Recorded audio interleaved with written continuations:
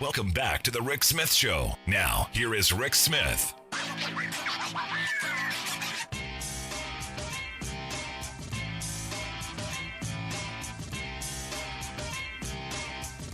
Welcome back to the Rick Smith Show. Check out our website, thericksmithshow.com. Questions, comments, something on your mind, you can email me, rick at thericksmithshow.com. So I was watching this, I'm looking at this NBC article, and they're talking about how to deal with the Proud Boys and the Oath Keepers and all of that. And it's one of those things that, just kind of remarkable to me that, this is how we have to hold them accountable. They're saying, look, there was a lawsuit filed last month in federal court. They're seeking monetary damages from two of these groups of Proud Boys and the Oath Keepers and their senior members, the people who were linked to the January 6th, riot, insurrection, seditious conspiracy, however you're going to put that. But there they were. They're in the process of suing them, and I'm going, this is kind of a novel idea. The idea that we're just going to bankrupt them, put them out of business. And look, I guess it's something we've done in the past. You think of the Klan back in the 80s. Yeah. So, hey, and at this point, I'm of the mindset any way you can hold them accountable, you do.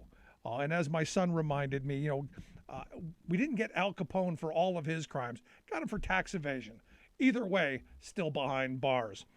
And speaking of behind bars, I keep asking the question, why are not those folks in those 5 states, Georgia, Nevada, Arizona, Michigan, Wisconsin, those places that put forth forged alternative electors, how come we don't have people in those states in prison? Because I got to think fraud, forgery, I got to think those are crimes. And here to share some thoughts on, are they crimes, and are we going to see them being held accountable? I've asked our good friend Greg Palast to come talk with us. Greg Palast is an investigative reporter, author of How Trump Stole 2020 and tons of other books. The Best Democracy Money Can Buy, my favorite. He's also a New York Times bestseller. You can check out his stuff at gregpalast.com. Greg, thanks for taking some time for us. Glad to be with you again, Rick. So let's start right with the first part of this. I mean, look at in these 5 states where we now find out there were forged elector certificates sent to the National Archives. And why? I mean, why now? Why hasn't someone already been arrested? On the day they were sent, you had to know, somebody had to know they were illegal.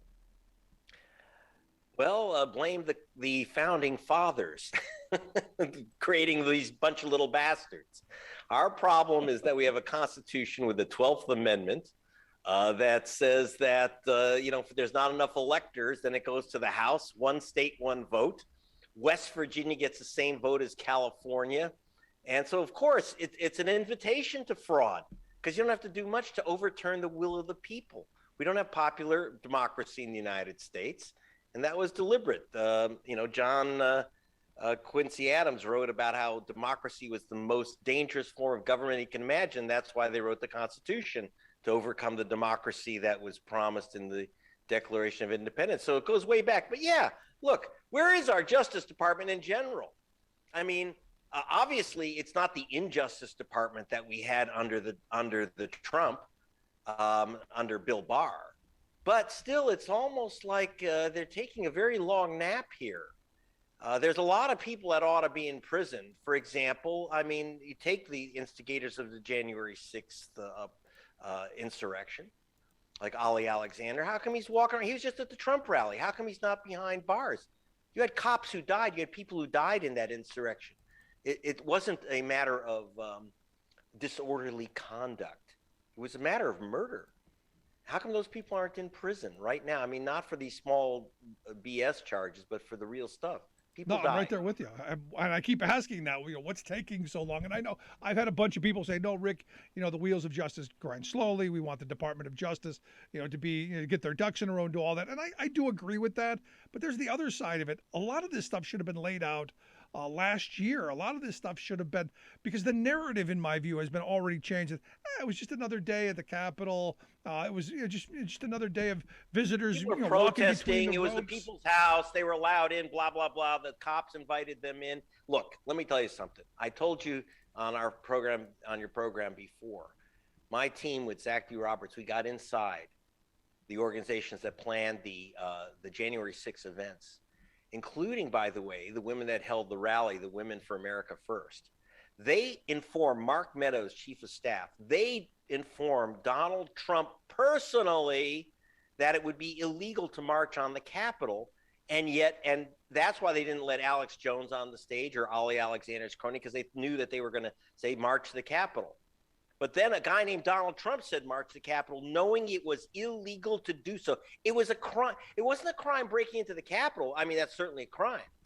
But it would not have happened if it weren't for an illegal march. That march was illegal. Trump was told, don't do it. There's no monitors. There's no permit. We've promised in writing to the Parks Department, to the Capitol Police. So a crime was committed. And the instigators of a crime are usually responsible for the criminal activities. We just had a kid who was a guy who was a minor executed because he was in a getaway car where someone was killed at a 7-Eleven robbery. He was a kid who was just running the getaway car. He wasn't trying to kill anyone. Yeah, he shouldn't have been involved in a robbery, but he's responsible. He's responsible.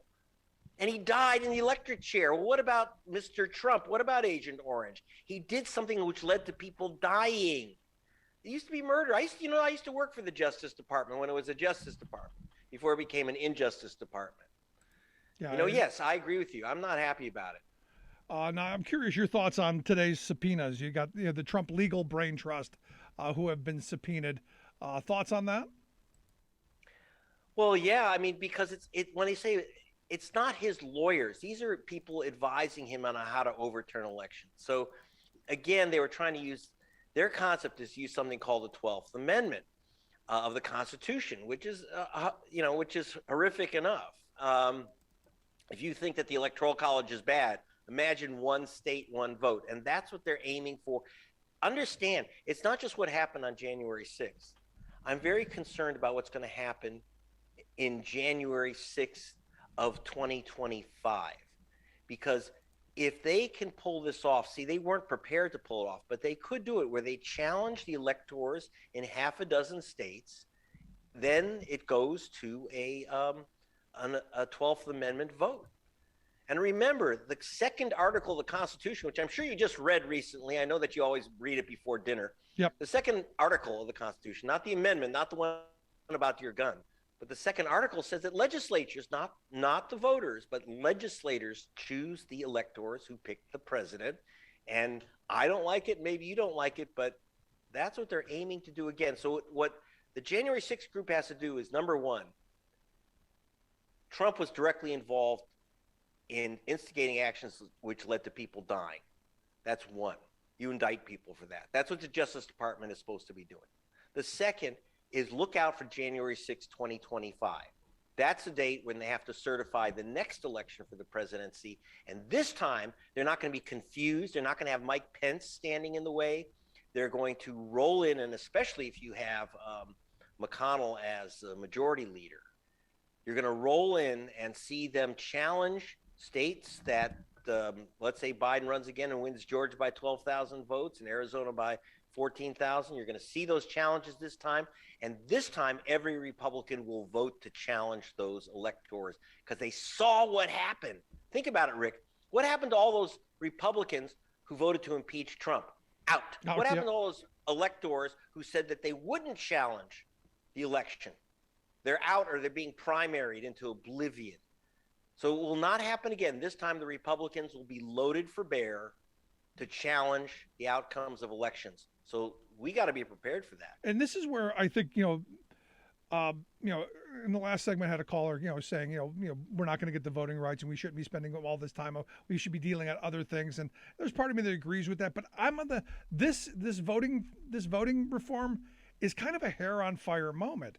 If we lose this ability right now to oversee what goes on in these states that are already rigging the elections, none of that stuff that you're talking about is going to matter, because voting isn't going to matter.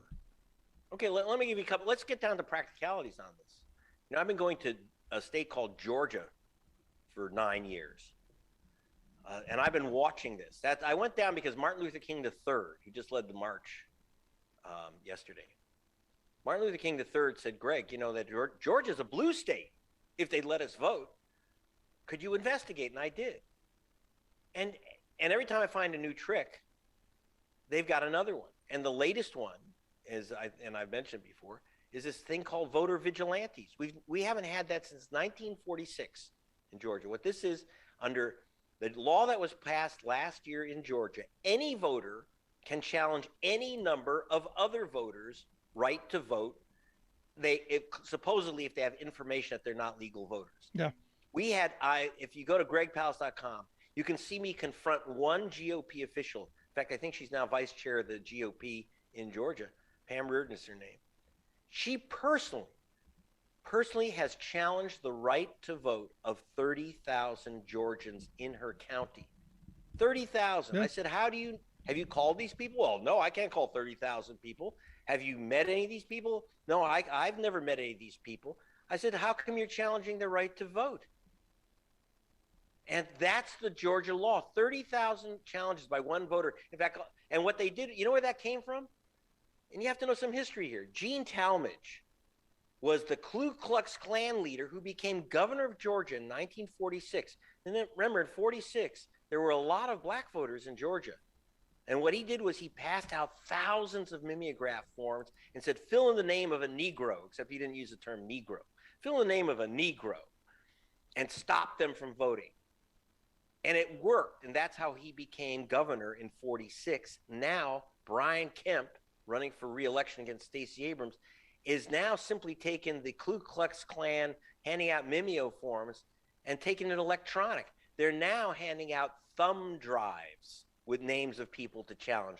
Ready? 364,000 voters have been challenged in Georgia by private individuals, coordinated by the GOP in a group called True the Vote out of Texas.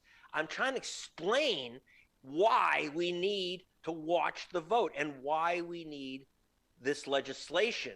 But without this legislation, we still have a Justice Department, which better get some jets on here. We really need them now. Now's the time, Merrick Garland. Now's the moment. No, and I look at this to highlight your point. They did this in Virginia back in 2020 as well, 2016 and 2020. I think it was the Voter Integrity Project. I love that. Yes, the Voter Integrity Project. They challenged. They were the ones that pushed the interstate cross-check system in 2016. And what that meant was that in several states, where they said, if we knew that you voted in 2 states, we take away your vote. And I got a hold of the lists. I was the only journalist that said, give me those lists. And I found them. And what they said was voters voting in 2 different states, they were all named, it seemed oddly, Jose Garcia, Maria Rodriguez, John Black. You're getting the point. Helen Ho. These are not names I'm making up. These are literally the names on the list that they said were people voting twice, as opposed to maybe Jose Garcia. It may not be a common name for a Republican, but it's a common name for an American. But they knocked off these people's votes. These are the games that have been played, and just simple stuff. Rick, that when I was in Cobb County in 2020 in the runoff for this state for the U.S. Senate with Ossoff and Warnock. In Cobb County, which is Newt Gingrich's old county, it's big. It's the second biggest after Fulton and Atlanta. And there were 11 early polling stations. When Biden won in November, they closed 6 of the 11 for the runoff. All 6 voting stations, all 6 out of 11 that were closed, were in African American neighborhoods. They left open the white stations. We had people driving 20 miles, African Americans driving 20 miles to vote, and they still won. They couldn't stop them. And so that's the good news, Rick. You can't steal all the votes all the time, but we sure better be diligent. I'm going back down to Georgia right now on this, because you know what? With or without that law, we have a lot of work to do. No, we've got a lot of work to do. And I think it's important to understand all of these gimmicks that keep coming up time and time again. And I've been saying for a while, look, Republicans spend a lot of money on think tanks and on people dreaming up these horrible policies.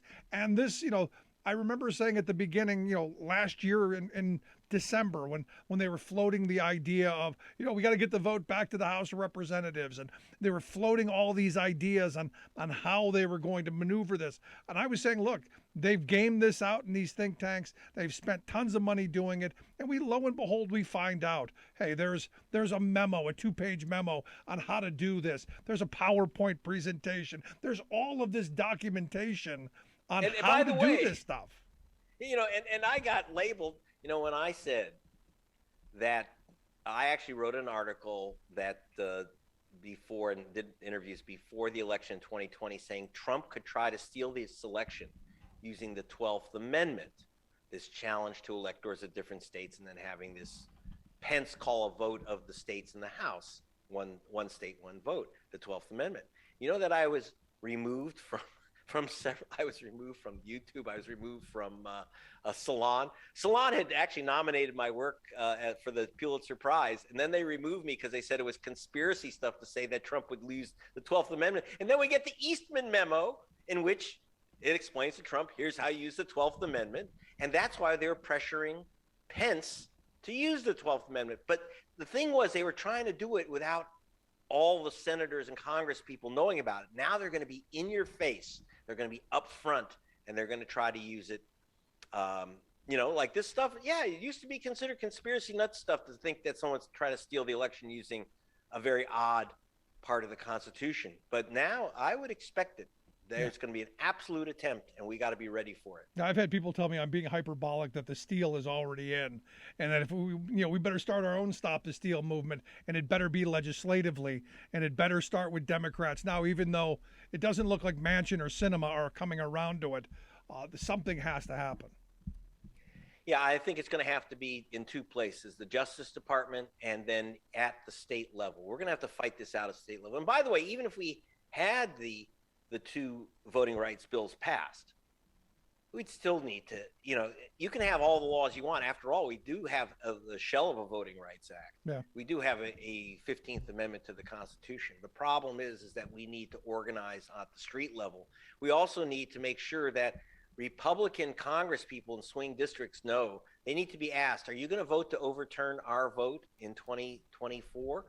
We need to get commitments. Absolutely. We need to get commitments. We need to get people in the streets, all of that. We need to get people to go to gregpalast.com to find more information. We need, and we need you, Greg. I appreciate the time, man. As always, great stuff. Thank you very much, Rick. See you at gregpalast.com. There you go. Make sure you check that out. And we'll get links out on how you can check out Greg's fantastic books. Quick break. Right back. Your proud defender of the working class majority, Rick Smith.